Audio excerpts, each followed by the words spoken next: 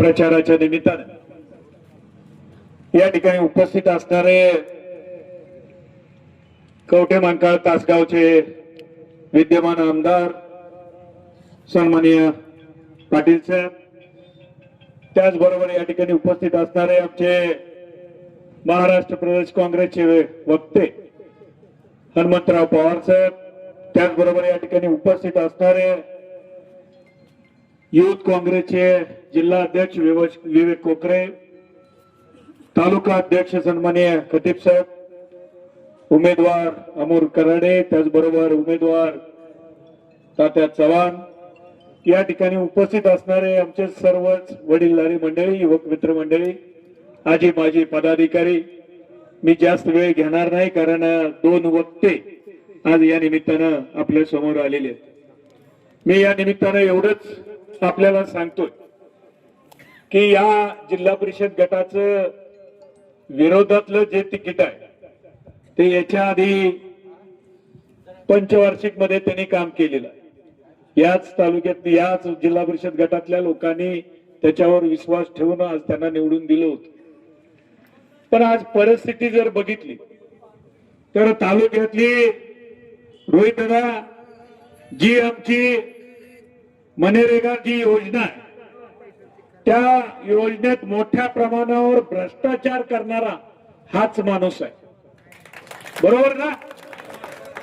आणि आज इथं अमोक्षित शेंडगे ज्यांनी विधानसभेला काय केलं काय नाही त्याच्यापेक्षा आज ज्या उमेदवाराला भ्रष्टाचार केला त्याच्या विरोधात आज या व्यासपीठावरती उपस्थित आहेत. त्यांचं मी मनापासून या ठिकाणी स्वागत करतो आणि त्यांना धन्यवाद देतो. म्हणजे अशा पद्धतीचा भ्रष्टाचार उमेदवार या दरीबडची गटातील जे काही भाजपचे कार्यकर्ते होते ते कार्यकर्ते त्यांना तिकीट देऊ नका म्हणून सांगायला आमदारांकडे गेले होते, पण आमदारांनी त्यांचा 2 नंबरचा पैसा बघून दादा त्यांना तिकीट दिलं.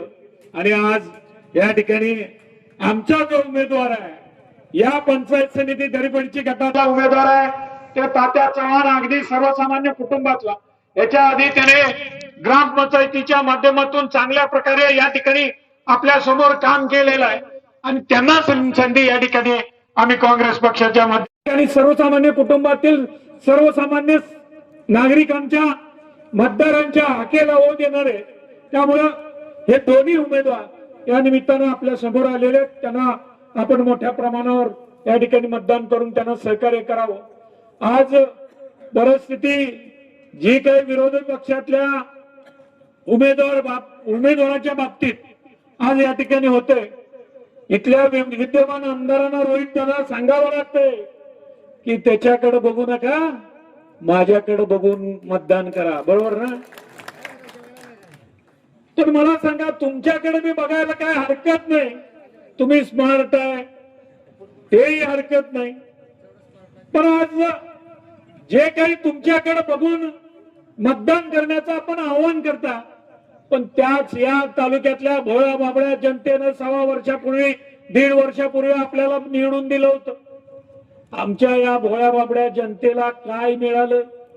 म्हणजे ज्या पद्धतीनं केंद्रातलं भाजपचं सरकार, राज्यातलं फसवणी सरकार आणि त्याच्यानंतर आपले आमदार, म्हणजे जैसा गुरु वैसा चेला. आज आपल्याला केंद्रातल्या सरकारनं काय सांगितलं होतं?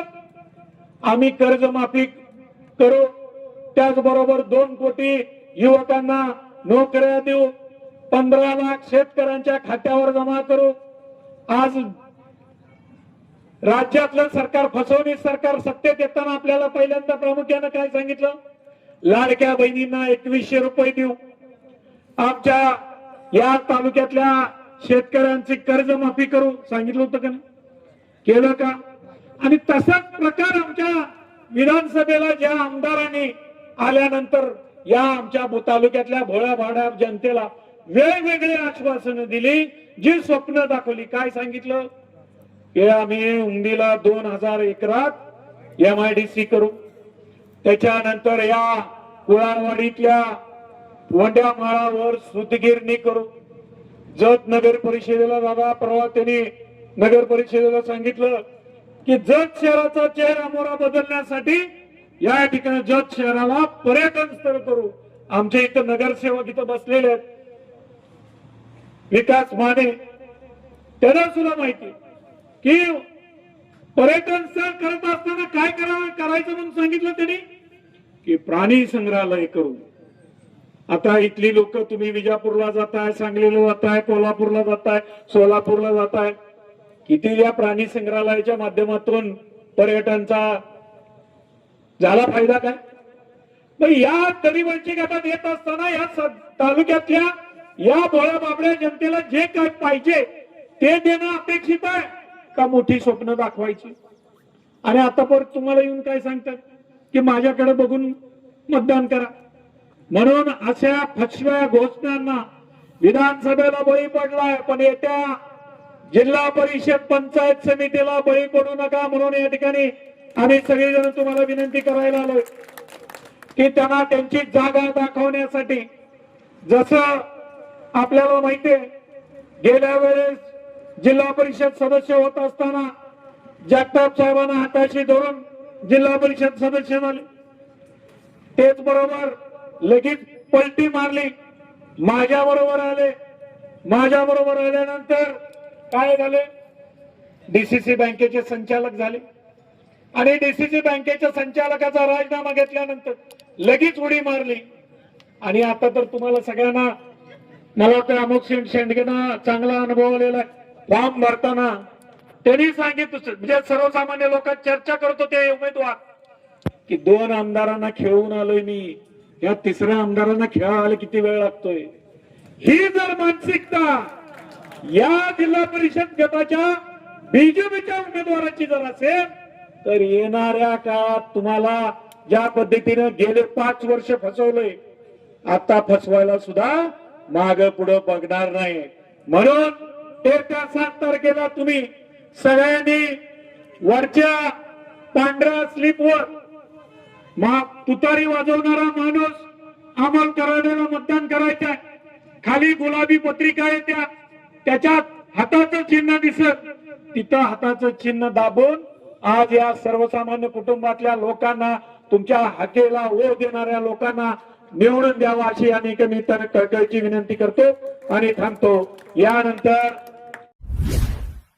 ताज्या बातम्यांसाठी पाहत रहा संघर्ष माझा जत.